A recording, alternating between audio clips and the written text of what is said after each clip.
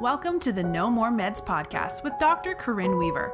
Are you stressed out because you keep getting sick and don't know what steps to take? Are you sick of not getting answers from your doctor and always needing to take drugs? How would your life be different if you were healthy? Be inspired and stay tuned for some practical solutions for healthy living.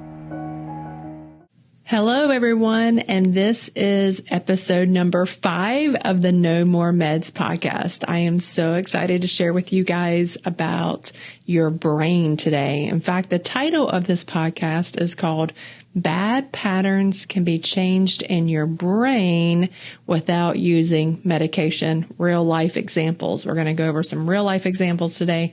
Last night, we actually did a webinar on ADHD. If you want to hear more about that, you can go to my YouTube channel to find out more about ADHD and different therapies that we use here in the office to help children or even adults with ADHD. But today, we're going to talk about the brain. And if you know anything about me, you probably have heard my story of how me having a trauma in my childhood.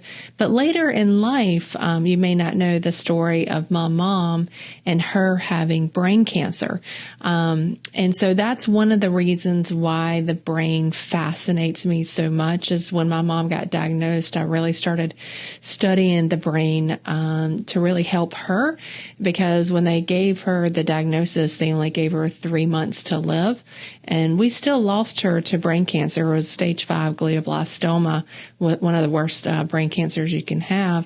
But she lived 3 years. And during that time, I learned a lot about the brain. I'm still studying about the brain. Like I said, it just fascinates me how our brains can do everything that it does. You know, I remember when people used to think like we only use like 10% of our brain, and I'm not even sure where they really got that. But I know, the more that we study the brain, the more that we look into what we call brain mapping and seeing actually the different waves, which we're going to talk about today, about the different waves of the brain. It really just enlightens me to know that there's so much more going on than we ever thought. And I feel like we probably only know about 10% of what's actually really happening in the brain. And so that's probably where we think the brain's only working 10%. Ha ha ha. There's just so much to learn about the brain and the nervous system. And so I came across, neurofeedback therapy a few years back, and the reason I did is a good friend of mine, and his name is Dr. Steve Conicello, and I do plan on having some guests on my podcast, and I'm going to start basically getting the guests. We'll get them lined up for later in the year. And we're going to start with probably Dr. Steve Conicello is one of my great friends. We've been friends since chiropractic school for over almost, I guess, 18 years now. And he's just amazing to me. And he has an amazing practice in Pennsylvania. But anyway, I was on vacation with him, and he saw my, my child, and this is my second child, and her name is Cora, and she's 12. And I do talk a lot about her because I had to change a whole shift into my practice and my thinking when I had her. Because when I had Noah, he's 17 now, he was just a very easy kid. I could take him anywhere. He kind of go with the flow. He's still kind of that way. He's just always been really sweet, loving, kind of my personality, very positive, encouraging type of child. And it's funny because people were like, "Are you fake?" And I got that the other day. I was like, "Are you fake because you're so positive all the time?" And I'm like, "Are you kidding me? This is me. This is me. I'm real." I've just always been really positive and encouraging. Throughout the day, I probably get a lot of negative talk. Again, we're going to talk about the brain patterns. I'm going to get into this. We're going to talk about brain patterns and different patterns that we can change in our brain right now without using medication to help us live a healthier life. And so, with her patterns that she was experiencing, she was having a lot of I wouldn't call it anxiety. It was mostly anger. And she had speech issues. And so that was the biggest thing, is like she couldn't communicate well with us. So instead of the communication being verbal, it was more like, outburst, and anger outburst, and because of that, it just created a lot of disturbance within our family. And so we wanted to do what was best, obviously, for her. And so I was doing chiropractic, I was doing nutrition, medication. I was giving her the best supplements I could. And believe me, we got to a point that was pretty good, but we're still dealing with daily anger outbursts. And so when my good friend, Dr. Steve Conicello, kind of experienced the anguish I was having on trying to help my child, he's like, have you ever looked into neurofeedback? And I was like, all right, what are you talking about? I was like, I know we hang out a lot. How come you haven't told me about neurofeedback? And so I started learning about neurofeedback. And again, it was really just fascinating to me that we could actually do a brain map. And so a brain map is a process where you wear a shower cap and you can actually see the different brain waves into your body. And it actually gives you a report showing you the dysfunction of the brain. And typically what we see is issues in the frontal part, which is in the frontal of your brain. That's what's called frontal, I guess, because it's more here in the front. And then we have the sides, and then we have the back of the brain, and then we have the sensory kind of motor component. And with her, we were noticing her temporals, which is the side of your brain. And the temporal area of your brain holds a lot of emotion, and it also holds some speech, and also holds some memory. So with her, we were really struggling with the anger component and speech component. So I knew there was a correlation. It was pretty amazing that we could see it on a brain map, and it helped me understand her and her frustrations and what her brain was trying to communicate and was really struggling. And so after we did the brain map, it really kind of helped me realize the different brain waves and what we were going to focus on. So there's 4 different brain waves. There is the beta, alpha, theta, and delta. And alpha basically deals with your subconscious. It's like your subconscious mind. You probably have heard of the alpha stem. And so that helps with relaxation and, like, again, that subconscious mind. Beta is the one where you're mostly awake. So people that have a lot of what we call high beta, that indicates a lot of anxiety, a little overactive, mostly with like I said, with the anxiety, kind of some panic attacks, some heart racing. So the beta is what's primarily when you're awake.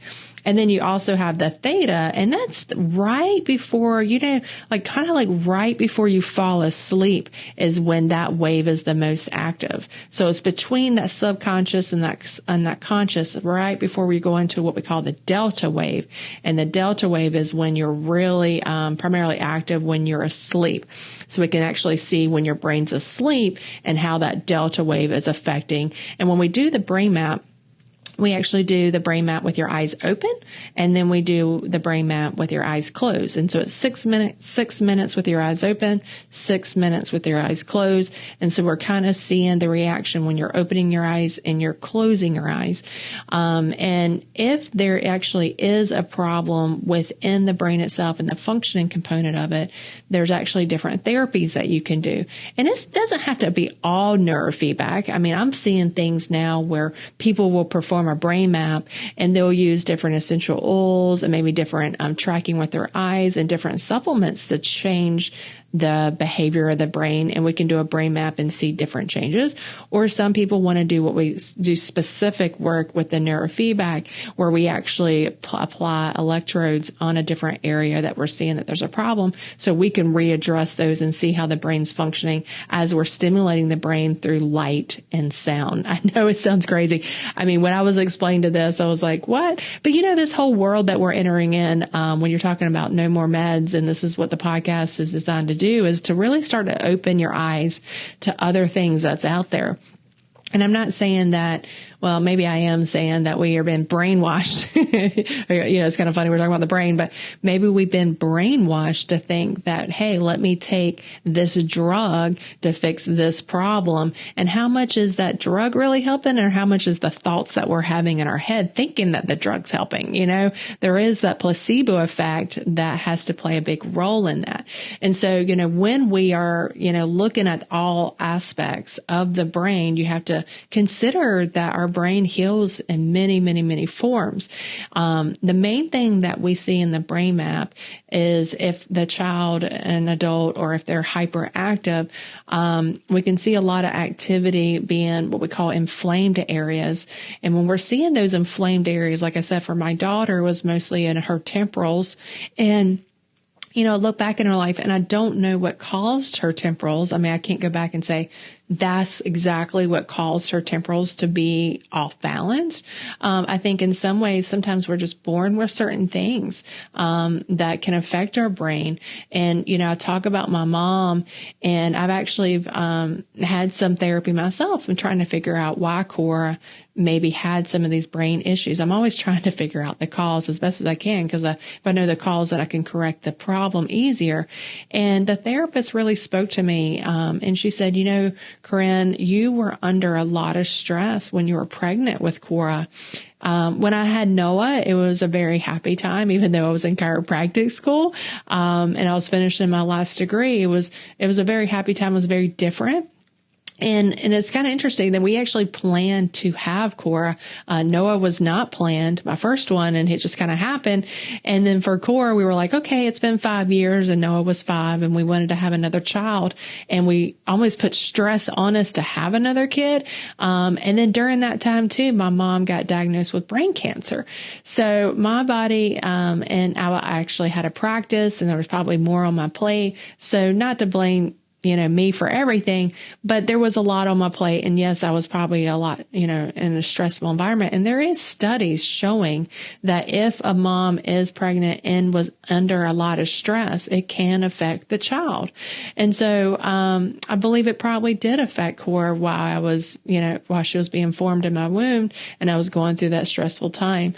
But now, she's 12 and we've come a long way with her and she's doing fantastic. We did neurofeedback about 3 years ago, and it just made a world of difference for her. She no longer has those outbursts and anger spells. In fact, she's more of a calm child, believe it, a calm child, and she's so creative. And I did not want to change that about her. Of course, we don't want to do neurofeedback and get in there and start changing personalities. We don't want to change that at all. But basically what we're working on is inflammation, getting the inflammation down and just rewiring things so they're not so focused and targeted in that area of that anger, and then helping her continue with healing with the gut, because we know neurotransmitters are made in the gut. So that's really, really important to know, is that when you have a healthy gut, and my kids, Cora hasn't had any antibiotics, and that's a huge blessing, because if she was, and I was telling my husband, I was like, if we went the route of giving her a lot of antibiotics, if we went the route of giving her a lot of different medication, she would probably be in a whole different state than where she's at now, because her brain was more sensitive to probably my other 2 children. And so, that's just a blessing to me that I've been able to have all 3 kids and be able to raise them the best that I can without having medication. And that's the whole reason for this podcast, is to give you guys the knowledge to start living, a daily life where you can not depend on medication and live a pain-free, enjoyable, enjoying life. And my husband's like, Corinne, you always live in like fluffy clouds. And yeah, I guess in some ways I do. But it's the world that we create, and, we can always look at the negative. There's tons of negative on the media all the time. We just had a shooting here in Charlotte, and it breaks my heart that we had that. And there's just so much, so much negative, and we can talk about the negativity, but then we can bring light into that situation. And it's all about how you see it. It's all how you can relate to other people. And it's all about encouraging and loving those people. But I know that we have, we're emotional people. And so if you're feeling like you are struggling, with anxiety or depression or anger, like we were just talking about, and I'm wearing green today. It's not only my mom's, favorite color. It's also Incredible Hulk. And why am I bringing up Incredible Hulk? I don't know. I've always loved Incredible Hulk, as a kid. It was like one of my favorite characters. And I don't know if you guys saw the Avengers movie. It just came out and just watched it. And, he was I'm not going to spoil it. I won't do any spoiler alerts, but, Incredible Hulk's always been my favorite character. And so I know we have that anger inside of us, right? We can get that Incredible Hulk to show out anytime. If I wanted to, I could just pound this whole office out. I could throw this chair right now, but what's holding me back from doing that? It's obviously something in my brain that's saying, maybe I shouldn't throw that chair and hit somebody in the head, right? We have that ability. We're humans. We can, act on emotion, and we can hurt people.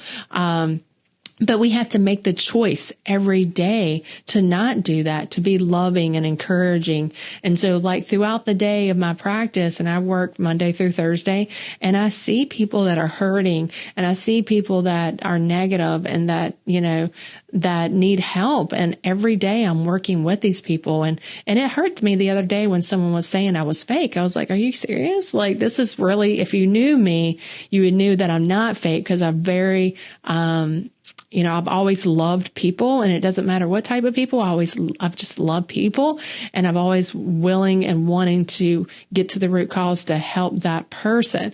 So you can change bad patterns. That was the whole reason I wanted to do this podcast. Is a lot of people think that you get stuck in your patterns and you get stuck in your ways, and people are like, oh, they can't change. But I have seen it. I have seen people change, especially with the move of God, right? And especially if you've known somebody that was like so negative, and then all of a sudden became to know the Lord, and they became a Christian, and God has like changed their life and completely. I mean, we hear those stories. I see those stories. I know it happened within me as a child, and I know that other people can get that too. So, reading scripture, being, almost being your mindset on a daily basis to think positive thoughts and have those affirmations, and speak positive words to yourself and not negative. I'm telling you, it will make a life changing almost experience within you and your family. And so me and my husband, we're going on almost 20 years. It'll be 20 years in September that we'll be married and, having kids. And yeah, we have outbursts. We have things that come up, but we always make sure by the end of the day that we always tell each other that we love each other. And we're there for encouragement and support, because how many divorces are happening today? And I know this is not about divorce and about, heartbreak and all these things that are happening in the world. But I just want to encourage you today to make sure that you can see and give you hope that you can change patterns that are happening within your body. Because like I said, I've seen it. So, not only neurofeedback is one. I mean, that is one example, because we can actually scientifically see how the patterns are working in the brain. We can actually get in the brain itself, change the mechanics of the waves, and then you can see the positive kind of come out there with light and sound. But I always encourage people to do some grounding, to get outside, to get some sun, to also use essential oils, for ones that I love to be happy. My favorite one is actually orange, because that's a very good mood lifter. But I like to combine like my citrus with frankincense. And the reason I use frankincense so much is because it actually crosses over the blood-brain barrier. And things that can cross over the blood-brain barrier, there's not that many things that can do that. And so when you're able to cross over in that, and then you bring another essential oil to it, like orange or something that's more, uplifting, it really can change your spirits. It can really make you feel better just by the smell. And that's what we were talking about a little bit yesterday with the ADHD and how it can affect our smell. And so those smells we become more sensitive to.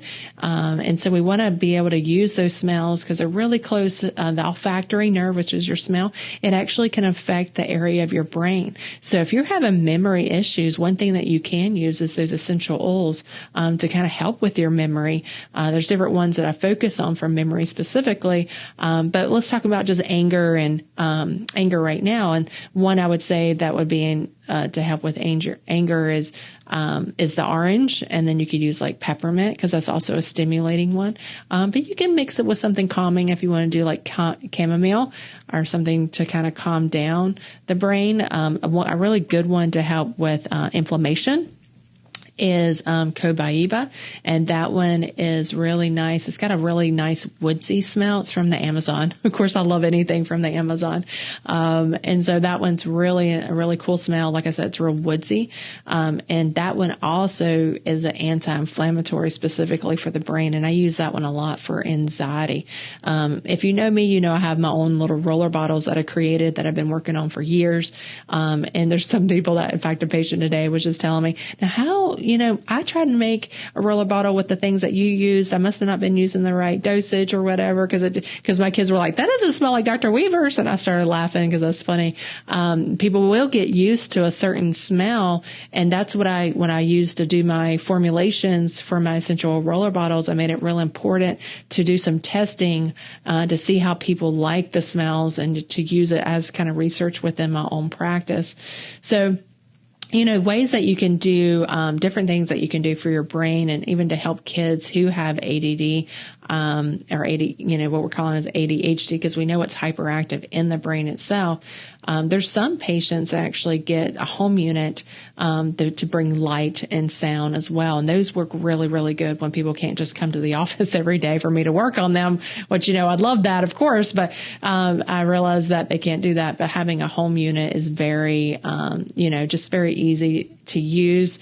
We have also a home unit, and there's different glasses that you can use. Blue is very calming. Again, orange I like for stimulation, and sometimes orange can bring and uplift the mood, not just the smell, but the light itself. And we actually use glasses with different colors to help stimulate different areas of the brain that can bring enlightening and basically into your world. So a couple examples. I already mentioned Cora, with her speech and her anger, but it also helped with dyslexia.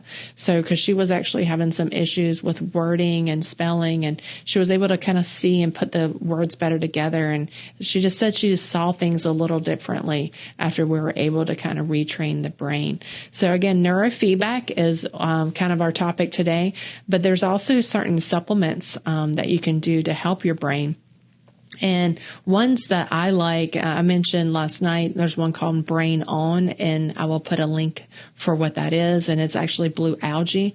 And that's really, really, really enlightening for the brain. And it almost like turns your brain on. That's why it's called Brain On. It's like, it's very beautiful. It's like a really blue, green, crystallized. I get it in powder form, cause I just like to see the crystals, and they just kind of like, I don't know. It's just really cool. It's just really, you have to see it. You have to see it. I know this is a podcast and you can't see it. But you can go to, E3 Live is the name brand that I like to use. And they have a really cool Instagram page where they're using, different recipes, and we'll kind of do like smoothies, and my kids right now are really into oatmeal. And so you can use the algae in there. It kind of turns it to like a really cool blue green color. And it doesn't have a really bad taste to it. So you can kind of mix it in with anything, and it gives us this really cool, powerful flavor and like texture and color and stuff. Anyway, you just have to see it. It's really cool. But my uncle, you know how much I love my uncle, especially with his knowledge with herbs and plants. And he's the one that told me, Amazon John told me about the blue algae and how he drinks it every morning. And you could just mix it with water, but you can mix it with, I like to mix it with something with a little bit more that gives you mitochondria of the cells to kind of help open up the brain in the morning to enlighten your day kind of thing. And so that's just one of the things that we like to use for focusing. So for ADHD. So yeah, Brain On. And then there's, if you've had some actually neurological damage to the brain, like a concussion or a bad fall or any kind of nerve damage or trauma, I like to use what we call SPM actives, and that's for Metagenics. It's a very good product. It's probably the best product that I've seen to help really repair damaged nerve tissue. And so that's been really cool that I've been able to use over the years for concussions. There's also some different formulas to kind of activate the nitric acid and oxide, and basically getting oxygen to your brain. So I talk about a lot about how our brain needs two major things to function and to thrive, and one of them is oxygen. So you know how much I feel about breathing and trying to get throughout the day to get some good deep breaths. And those deep breaths will help stimulate that parasympathetic nervous system, will help you calm and relax. And then the other second thing that it needs is glucose. And I'm not talking about just straight up sugar, right? I'm actually talking about how your blood stabilizes sugar. So it's real important for not to spike up cortisol levels. That's going to throw off insulin. So you want to stabilize blood sugar as the best you can. And there's different ways. And maybe that'll be our next topic is blood sugar. In fact, I think I'm going to be on a podcast tomorrow with Tracy Herbert. So you have to be tuned in and listen to that. She is an amazing type 1 diabetic, and she has a really amazing story and her journey. I'm excited to be on her podcast tomorrow about diabetes. So we'll have to hit how the brain is affected by sugar and glucose. Maybe we'll talk about that tomorrow.